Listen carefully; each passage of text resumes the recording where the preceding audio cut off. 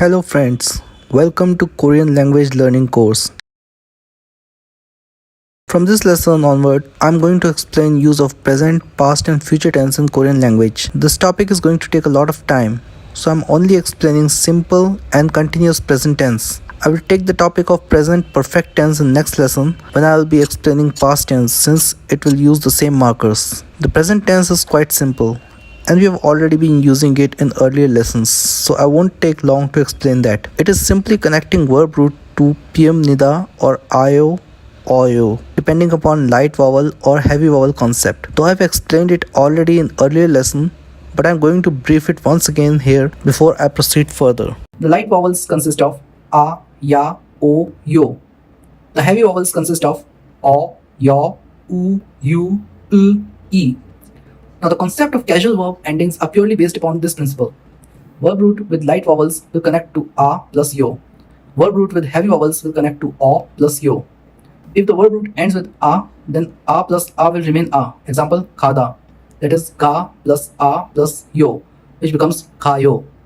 In case there's another vowel, then it either remains separate or can be combined if those two vowels make any diphthong. For example, poda. O plus a plus yo. Po-ayo or payo. Same goes with the verb roots with heavy vowels. Example, juda. Ju plus o plus yo. Ju o yo. Joyo. Now using this concept, we are going to make some sentences in present tense. I assume here that you are now also familiar with the concept of irregular verbs since I have already explained them in previous lessons. Simple present tenses. 저는 학교에 갑니다. I go to school. 저는 학교에서 공부를 합니다. I study in school. Now in first sentence, particle A is attached with school. However, in second sentence, particle eso is attached with school. This is important concept. When we talk about location only, we always use the particle A. However, when there is an action attached with the location, particle eso will be used with location. Let's make another sentence in similar form. Also remember that A is always or at least mostly followed by the verb 있다. 제 열쇠가 가방에 있습니다. My key is in the bag. 저는 가방에서 열쇠를 꺼냅니다. I take my keys out of bag. I guess it is very clear now.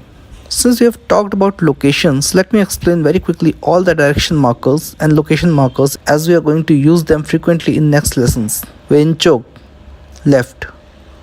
오른쪽, right. 가운데, center. Up, front.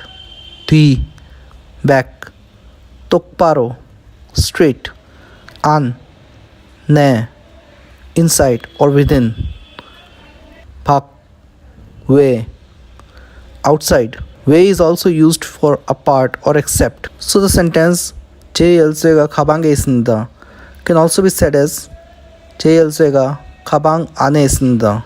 My key is inside the bag. Sometimes the present tense is also used for future tense depending upon the context and situation. For example, 저는 학교에 갑니다. I go to school.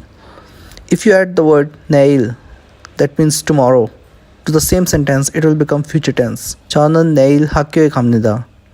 I go to school tomorrow. Or if you look from the point of view of English language, the right expression is I am going to school tomorrow. In English also, such expressions do exist. Second situation is the context of an ongoing conversation. 내일 무엇을 합니까?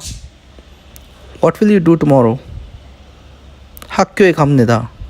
I will go to school. Also note that in Korean language, you can make a sentence without using subject as it is also understood from the context. Same goes in Hindi also. However, in English language, you can never make a sentence without subject. Also note that in Korean language, only the verb has to be in the ending. Other parts of the sentence can be rearranged in many situations. Since each part of a sentence has a particle attached to it, the meaning will remain the same even if it is rearranged. Now let's make some negative sentences in the present simple tense. There are two ways of making negative sentences. Put the negative marker an before the verb or attach the negation ji 않습니다 or ji 않아요 with the verb root.